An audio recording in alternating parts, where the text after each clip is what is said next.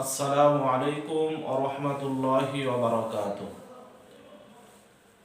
নাহমাদুহু ওয়া নুসাল্লি আলা রাসূলিহিল কারীম। ফাআউযু বিল্লাহি মিনাশ শাইতানির রাজীম। বিসমিল্লাহির রাহমানির রাহিম। ওয়া মান আরাদাল আখিরাতা ওয়া সা'a লাহা সা'য়াহা ওয়া হুয়া মুমিন ফাউলাইকা কানা সা'য়ুহুম মাশকুরা। সাদাকাল্লাহুল আযীম।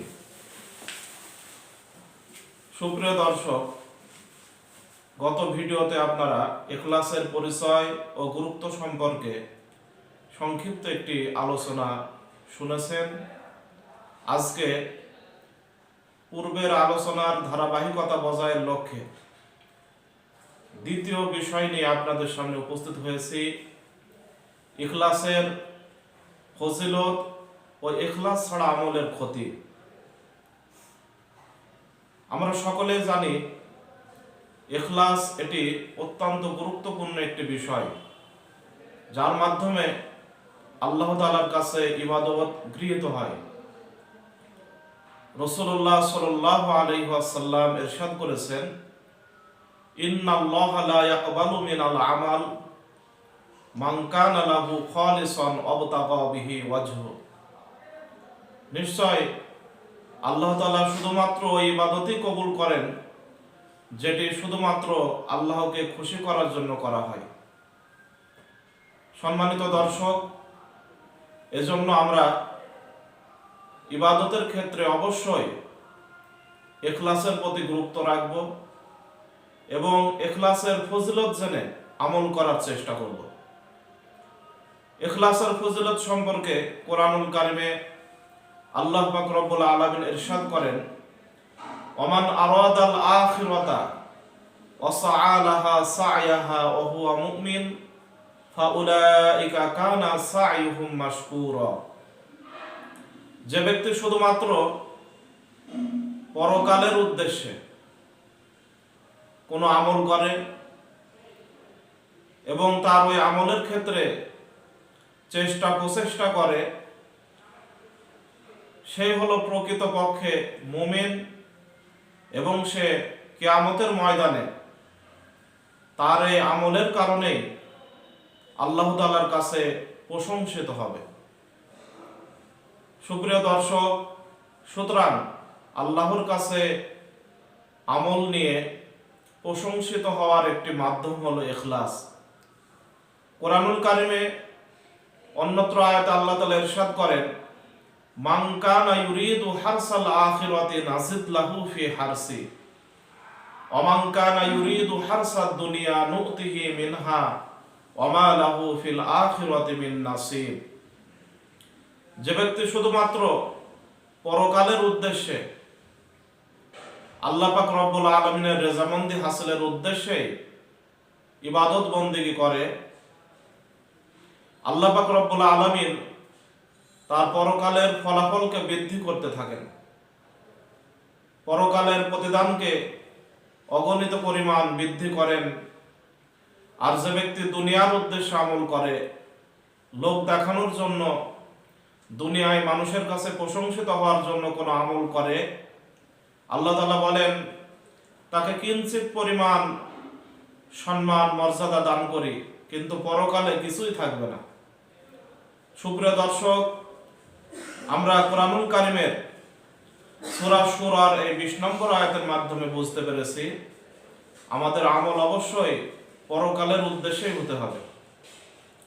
কোরআনুল কারিমের আরেকটি আয়াত যেখানে মহান রব্বুল আলামিন ইরশাদ করেন, বালা মান আসলামা ওয়াজহাহু লিল্লাহ ওয়া হুয়া মুহসিনুন ফাউলাইকা ফালাহু আজরুহু ইনদা রাব্বি ওয়ালা খাউফুন আলাইহিম ওয়ালা হুম ইয়াহজানুন। যে ব্যক্তি শুধুমাত্র আল্লাহকে খুশি করার জন্য, আল্লাহর রেজামন্দি হাসিল করার জন্য আল্লাহ তাআলার ইবাদত বন্দি করে, তার শানে অবনত হয়, আল্লাহ পাক রব্বুল আলামিন ওই ব্যক্তির জন্য তার প্রতিদান প্রস্তুত করে রাখেন। ফালাহু আজরুহু ইনদা রাব্বি, তাদের জন্য রবের নিকটে উত্তম প্রতিদান গচ্ছিত থাকে। ওয়ালা খাউফুন আলাইহিম ওয়ালা হুম ইয়াহজানুন, সুতরাং তাদের কোনো ভয়ও নেই, আবার পরকালে কোনো প্রকার চিন্তিতও তারা হবে না। পরকাল তাদের স্বাচ্ছন্দ্যময় এক আনন্দ নিয়ে আসবে, স্বাচ্ছন্দ্যময় এক জিন্দগি নিয়ে আসবে। সুতরাং ইখলাসের উদ্দেশ্যে, ইখলাসকে আমলের সাথে সংযুক্ত করে আমাদেরকে আমল করতে হবে। হাদিস শরীফে রাসূলুল্লাহ সাল্লাল্লাহু আলাইহি ওয়াসাল্লাম ইখলাস সম্পর্কে ইরশাদ করেন, ইজা আহসানা আহাদুকুম ইসলামাহু ফাকুল্লু হাসানাতিন ইয়ামালুহা তুকতাবু লাহু বিআশরি আমসালিহা ইলা 700 দিফিন। রাসূলুল্লাহ সাল্লাল্লাহু আলাইহি ওয়াসাল্লাম ইরশাদ করেন, যে ব্যক্তি তার আমলকে আল্লাহ তাআলার উদ্দেশ্যে সুন্দর করে, শুধুমাত্র আল্লাহকে খুশি করার জন্যই তার আমলকে সে পেশ করে, আল্লাহ পাক রব্বুল আলামিন তার আমলকে 10 থেকে 700 গুণ বৃদ্ধি করতে থাকেন। হাদিসটি সহিহ বুখারীর 40 নম্বর হাদিস। রাসূলুল্লাহ সাল্লাল্লাহু আলাইহি ওয়াসাল্লাম এই হাদিসে আমাদেরকে উৎসাহিত করেছেন আমাদের আমল যেন ইখলাসের সাথে হয়, আর ইখলাস অনুযায়ী আমল হওয়ার কারণে আমলের প্রতিদান 10 থেকে 700 গুণে বৃদ্ধি হতে থাকবে।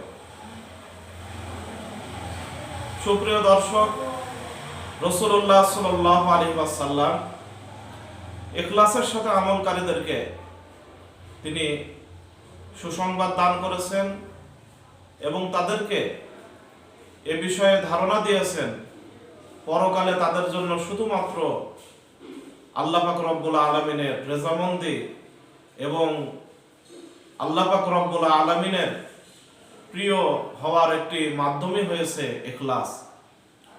রাসূলুল্লাহ সাল্লাল্লাহু আলাইহি ওয়াসাল্লাম বলেন, তুবা লিল মুখলিসিন, মুখলিসদের জন্য সুসংবাদ।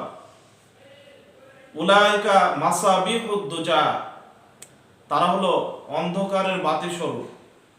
একজন ইখলাসওয়ালা মুখলিস ব্যক্তি, যে ব্যক্তি দৃঢ়তার সাথে আল্লাহর রেজামন্দি হাসিলের জন্য ইবাদত করে, তারা হলো অন্ধকারের বাতির ন্যায়। তাতাজাল্লা আনহুম কুল্লু ফিতনাতিন জুলমা, তাদের কারণেই জগতের ফিতনার অন্ধকার দূর হয়ে যায়। সুতরাং একজন মুখলিস ইখলাসওয়ালার আমল আল্লাহ পাক রব্বুল আলামিনের কাছে অনেক পছন্দনীয় এবং তাদেরকে রাসূলুল্লাহ সাল্লাল্লাহু আলাইহি ওয়াসাল্লাম সুসংবাদ দান করেছেন। সম্মানিত দর্শক, রাসূলুল্লাহ সাল্লাল্লাহু আলাইহি ওয়াসাল্লাম যেভাবে ইখলাসের সাথে আমলের প্রতি আমাদের উৎসাহিত করেছেন এবং আমাদেরকে ইখলাসের সাথে আমলের প্রতিদানের ব্যাপারে আমাদেরকে যে সুসংবাদ দান করেছেন, তদ্রূপভাবে ইখলাস ছাড়া আমলের ক্ষতি উল্লেখ করেছেন। হাদিস শরীফে রাসূলুল্লাহ সাল্লাল্লাহু আলাইহি ওয়াসাল্লাম বলেছেন, মান কানা ইউরাই ফাকাদ আশরাকা, যে ব্যক্তি লোক দেখানোর জন্য ইবাদত করে সে শিরিক করে। সুতরাং লোক দেখানো ইবাদত আমাদেরকে পরিহার করতে হবে। মনে রাখতে হবে, শিরিক অনেক বড় অপরাধ। যদি আমলের মাধ্যমে শিরিক হয় তাহলে আমাদের আমল কতটুকু গ্রহণযোগ্যতা লাভ করবে। সুতরাং আসুন আমরা ইখলাসের সাথে আমল করি।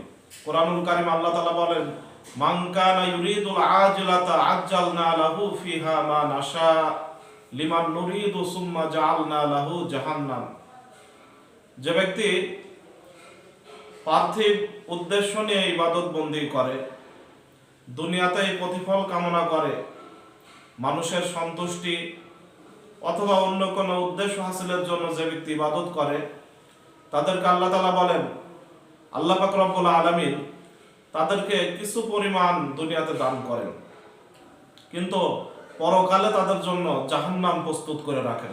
সূরা বানী ইসরাঈলের 18 নম্বর আয়াতে এভাবে আমাদেরকে ইখলাস ছাড়া আমলের ক্ষতি কি সে বিষয়টি উল্লেখ করা হয়েছে।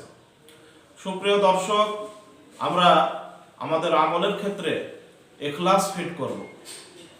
ইখলাস ছাড়া আমাদের আমল আল্লাহ তাআলার কাছে গৃহীত হবে না এবং আমলের প্রতিফলও আমরা লাভ করতে পারবো না। রাসূলুল্লাহ সাল্লাল্লাহু আলাইহি ওয়াসাল্লাম আমাদেরকে ইখলাসের সাথে আমলের প্রতি যে উৎসাহ দান করেছেন, আমাদেরকে যে অনুপ্রেরিত করেছেন, সুতরাং সেগুলিকে আমাদের লক্ষ্য রেখে এবং কুরআনুল কারীমের যে নির্দেশনা আমাদেরকে ইখলাসের সাথে আমল করার প্রতি দান করা হয়েছে, সেগুলির প্রতি লক্ষ্য করে আমরা আমল করি। আল্লাহ তাআলা আমাদের সকলকে সেই তৌফিক দান করেন। আমিন। আসসালামু আলাইকুম ওয়া রাহমাতুল্লাহি ওয়া বারাকাতুহু।